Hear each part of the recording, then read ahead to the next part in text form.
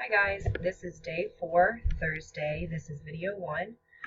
We are almost done with the narrative paper, believe it or not, so hopefully writer's block is not too bad. A couple of you mentioned in your free writes that you get writer's block, so I'm responding every day to your free writes. You should see that by the end of the day, as long as you respond, within the time frame that they're due.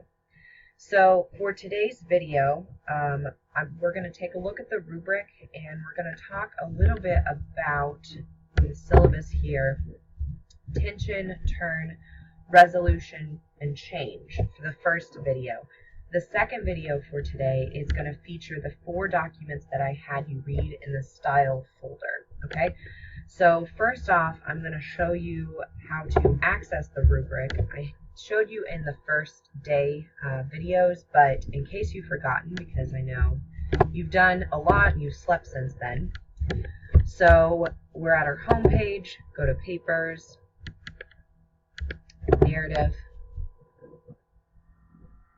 and the rubric, or the feedback form, is what I will use again to respond to your papers. So like I mentioned already, you will not receive a grade until midterm and then the final, but you will receive ample feedback from me throughout this whole week and on the feedback form. So the feedback form looks like this, okay? These 3 things you can read: focus for revision, discussion, professional. Very quickly, professional means it's nearly perfect, it's almost ready for the portfolio. Discussion means we can really talk about it. It's good, but you need to work on specific things. And then focus for revision really means that it needs a lot more polishing. You should talk to me about it, or I will definitely comment in this section down here about some of the bigger issues of the paper. This class is revision based, so I will look for revisions, okay? I'm not going to make you highlight them like some teachers do, but I will, there are not too many students in this class, so I will remember what you had written and how you changed it. So, looking at the rubric, again, should be all review for you guys.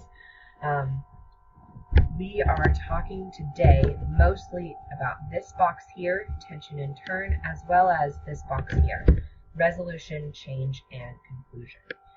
So tension and turn basically is, they're all self-explanatory, but right now I want you guys to think about a movie or a TV show or a book that you really just ate it up. You chewed your way through the whole thing. You couldn't stop reading it or watching the show or watching the movie. We call these like page turners or nail biters, right? So think about 1 or 2 just for a second.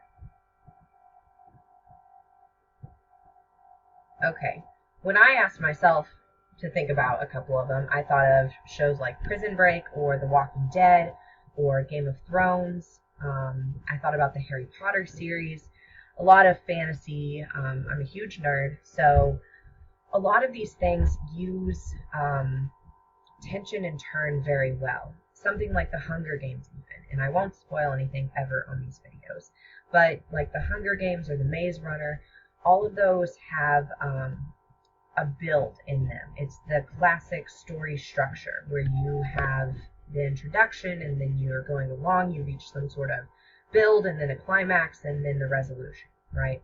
So the tension. There needs to be some sort of conflict in your narratives. So if it's just, I applied to colleges, I got into 3, I chose 1, and now here I am, that's not going to be a good paper, all right?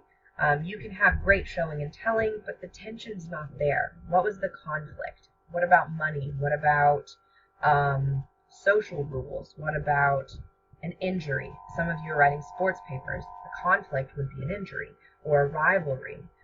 Okay, so think really hard about the tension. The tension is going to be more important than the turn. The turn is sometimes effective in narrative papers, sometimes not. So a turn might be a surprise, okay? So who is a certain character, a character reveal, or something like that. that I'm sure you can all think of in Game of Thrones, or soap operas are really famous for this, like so-and-so's father, who we thought was dead, returned, or one of the, biggest spoilers of all time, hint, hint, something to do with Star Wars, okay? Hopefully you understand what I'm talking about. All right, so let's move on to resolution, change, and conclusion. I've already talked a little bit about resolution and change, and these I have lumped here with the conclusion because they should be things that I see or you produce in the conclusion, okay? So this just means basically the story feels resolved, and you have grown as a character within your narrative from point A, aka the beginning, to point B, the conclusion. So this is really a great place to tell the reader what you've learned throughout the 3 showing moments, or the 3 scenes. All right, how did you change? Did your perception of something change, of someone, of yourself? A lot of you are writing about overcoming something. Well, more specifically, what did you overcome? Why does that matter? Okay? Don't assume that the reader knows or even agrees with you. Again, you're persuading an audience in all of these papers. Okay? So we're going to take a look at one really, really successful student paper in terms of tension and turn. Okay? So this is from, again, the first semester of teaching at WVU. He has a title. It's a quote that I believe his coach said. This is a wrestling paper, okay?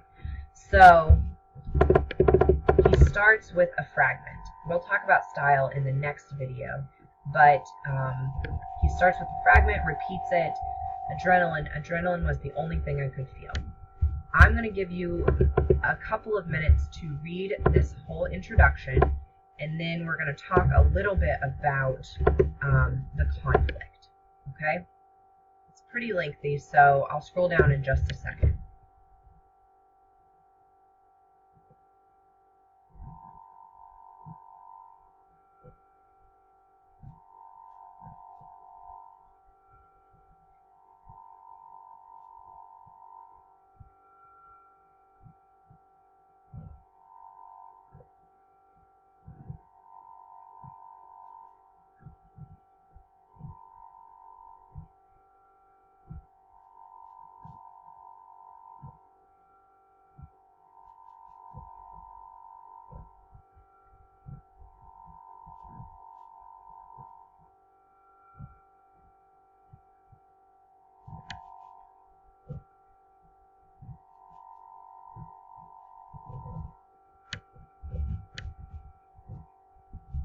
Scroll down a little bit to read the ending.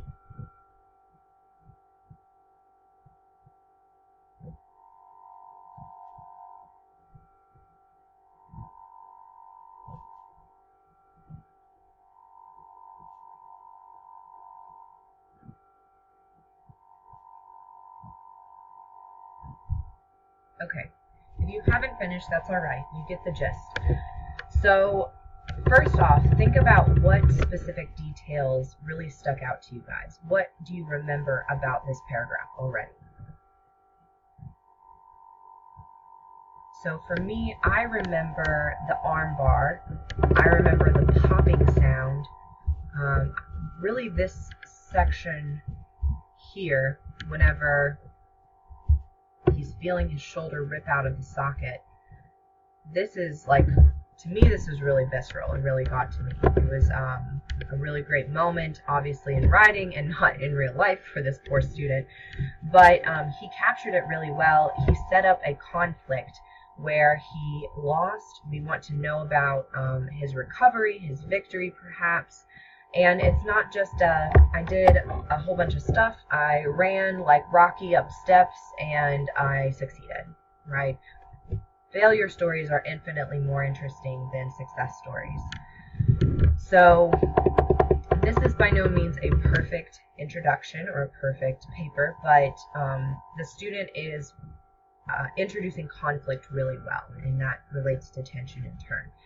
So think about moments in your own paper, and it can be in the introduction. That'd be a great place to put it.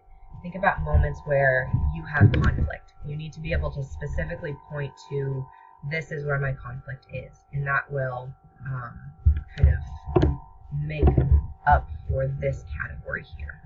All right, let's go ahead and look at the conclusion of this paper and see how it all resolved itself.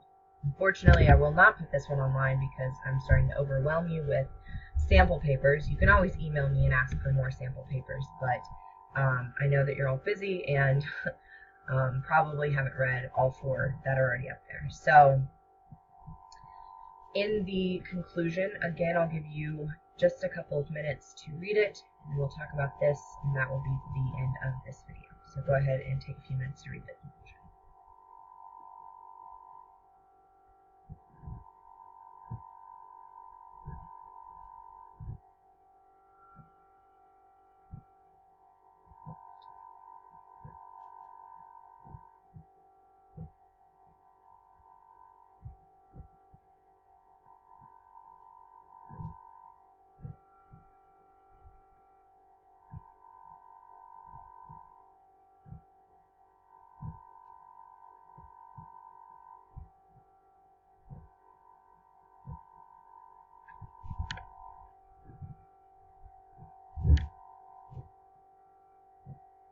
Okay, so first off, I was incorrect. I said his coach said that quote. That is not his coach. It was Ricky Bobby. So excuse me for forgetting. Second off, do the same thing. What do you remember most about this paragraph? What detail stuck out to you?